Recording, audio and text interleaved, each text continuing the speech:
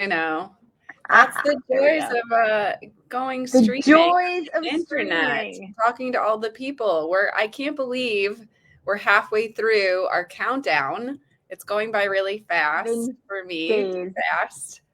And Gabrielle Polici's book will be live in the world. Her second book. So I have a story for you. All right. Okay, so as you know, the the book that's coming out, The Last Ceremony, chronicles my journey of exploration with psychedelic medicine. Mm-hmm. It was something I was very resistant to for my whole life because I grew up with the dare to say no to drugs. And a father that enforced it. And there was a lot of addiction and mental illness in my family. And so I was always very resistant to exploring psychedelics, very Mm-hmm. resistant. I'm also a control freak. Mm-hmm. So, and I've heard this from other people that have started to explore. A lot of people say, I'm scared to lose control. I'm scared it's going to make me feel worse and not better, right? That like Yeah. everything's going It's to going to pull something out that you buried so deep you didn't even know it was there. Yeah, and most people come to this as a last resort where they're already feeling really bad and they don't want to feel worse, they want to feel better. And they're like, what if this makes it worse and not better, right? And so I'm a huge advocate for safe and ethical use of psychedelics. I write about it. I've been working in this space for a couple of years. And so, as I mentioned yesterday, I've been feeling the mounting anxieties. So I did another one of the self-guided ketamine treatments that I have from Mind Bloom. So I participated in Mind Bloom, which is the at-home ketamine treatment. And I've also done microdosing with mushrooms. And I went back to that. I don't do it very often anymore. When I was writing the book, I was doing the stack that Paul Stamets recommends. So I was doing it like pretty consistently. I haven't been doing it consistently. I've been just doing it maybe once a month or something. But last night I was like, okay, we're starting to get too anxious. So let's do this. For anybody that hasn't tried this, the at home dosages are very small. They're not like going in for the infusion treatments, right? It's practically a microdose. It just really allows you to let go of all that resistance, all that tension, all that anxiety, and just feel into like, okay, what's going on? What am I thinking and feeling? And you know what came up for me? It was so strange. I wrote in my journal, why are you trying so hard? That's what I wrote in my journal. Damn. That's what came up. Why are you trying so hard? Right. So, there's this dance, I think, between self promotion and the hustle of being an entrepreneur and, sharing the work that you're doing in the world, and then the receiving, right? The allowing. And as that starts to flow in, that tends to be really challenging for me, right? The testimonials are coming in, right? I've The been nice, easy part is the hard part. I've been having more and more conversations. I have a guest that's coming for a writing retreat. I had some calls today with some candidates for the author program that I'm doing next month. Incredible candidates, by the way, like writing really beautiful, interesting stories. And all of them are saying, I'm really inspired to work with you because I read your work. The woman I spoke to today said that she would put it on my audiobook, All the Ceiling is Killing Me. She would put it on every night and listen to it, fall asleep listening to it. You're Isn't that in people's subconscious. I It's know so that's cool. so powerful, right? So as this is starting to flow in, right, and I have to integrate all of that into my system. And so this is one of the tools that I document in here, that these plants, these medicines have been a way for me to kind of get up to speed, right? Kind of get caught up and to let go of any of the limiting beliefs or any of the resistance that I'm holding that doesn't allow me to keep up with myself and everything that's going on.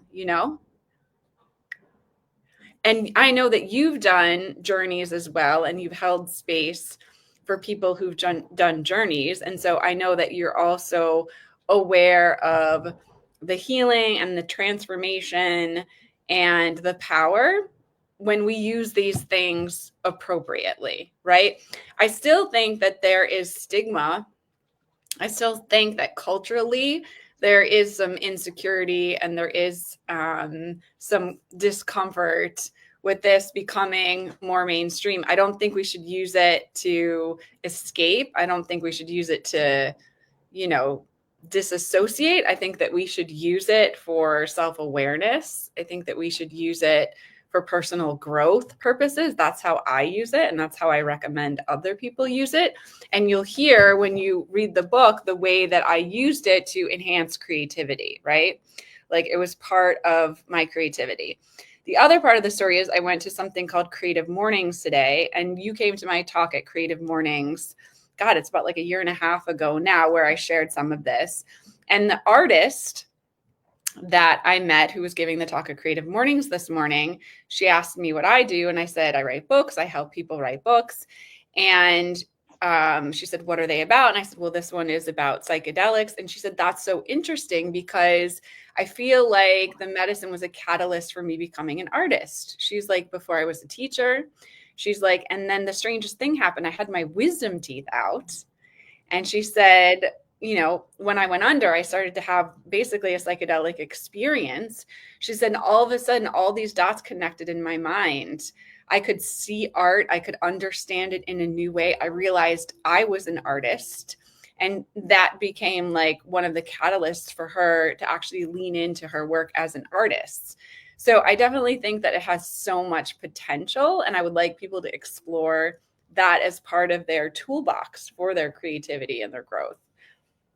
I think it's like, I love all of this. And I think it's like super important because I think that like normally when people are like trying drugs outside of in a recreational sense, they're seeking the same thing.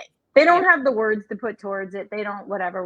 They're looking for something more, right? There's a and sometimes when you do that, you hero dose and end up a little too far down the rabbit hole than you want to be. But there is this space of the integration that like comes back from it. And in the work that you can do, like in the 3D every day, nothing assisting you, nothing, it's an enormous amount of time.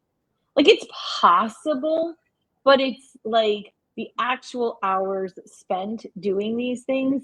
And now we know so much more, right? Like if you look at the research that's out there on like, all right, you can sit like a Buddhist monk for 30 years and you can hit enlightenment maybe here, or you can shortcut, hit something close to enlightenment here, and then try to integrate what those feelings felt like to be able to then try, like you're just hopping ahead.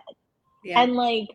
And it doesn't even have to be about enlightenment. It can be about like your own personal journey. It can be about like whatever the thing is, but taking away some of the barriers, mostly that we have created as humans, is super interesting. And coming back into your life to like have the conversations, reintegrate the process. Like one of my favorite things to do is after people have had these experiences is the like integration for the next couple of months, right? Like that space of like, hey, I discovered this, and this, and I'm not sure what to do with it. Yeah. Right? Like you're like, this has challenged some of the things that I thought.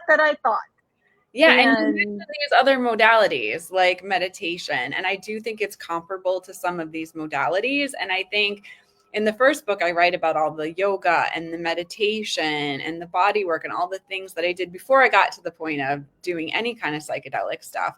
And I noticed similarly last night, when I finished, it felt very much like I had been in a sound bath for a couple of hours, right? Or I had done a really, really hard workout for a couple of hours. And it felt like a cleansing. It felt like a purging. It felt like a release, right? So it does have similar kinds of feelings. But I think sometimes we get ourselves in a spin. We get ourselves so wound up, or we get ourselves so nervous. Disconnected. Yeah. And it's like, I'm planning to do another sound bowl this week, and like I continue to participate in those things.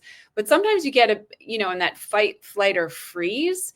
And it's like, yeah, you want to go to the gym or you want to go to yoga, but sometimes you're almost like frozen, And I feel like this is a place where it loosens some of that. I've referred to it in the past as kind of like a laxative for your emotions, which I think is hilarious. But like, it just like soften it, you know, the journey. Yeah.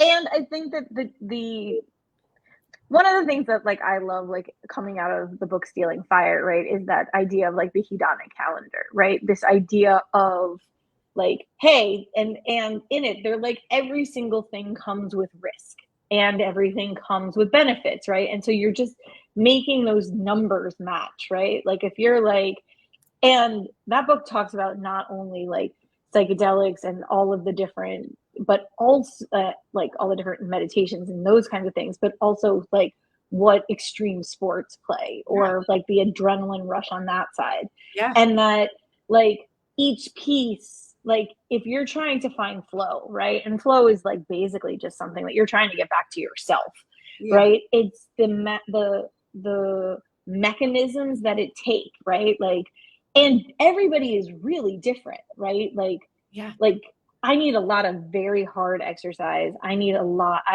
I run insanely hot like all the time. So I, you know, like the hot things like are good, but the cold things are what straighten it out, right? Like ice baths for me is something that's like really, really, but, and those things are pretty low risk, right? But you know, also I will put myself in the situations where I'm like, okay, I'm going to train for something that's really, really hard.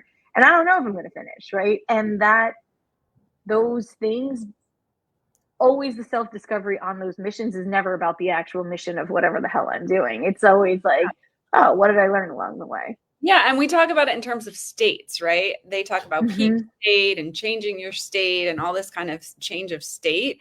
And I think that when you change your state, you change your perspective, you change your insight, you see things in a new way, you make those connections that you didn't make before, right? Like, and there's a lot of ways to get there.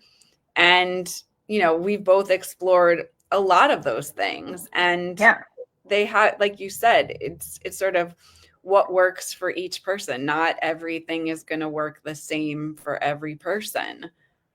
And some work so much faster than others. Yeah. Like sometimes you need like a hard disruptor to be able to make the other things work again, right? Like sometimes you can't out yoga, right? Like you can't, like sometimes you have to bring in the other things to be able to, and sometimes it's a different experience or a different, like it doesn't always have to be psychedelics, but the psychedelics are pretty like,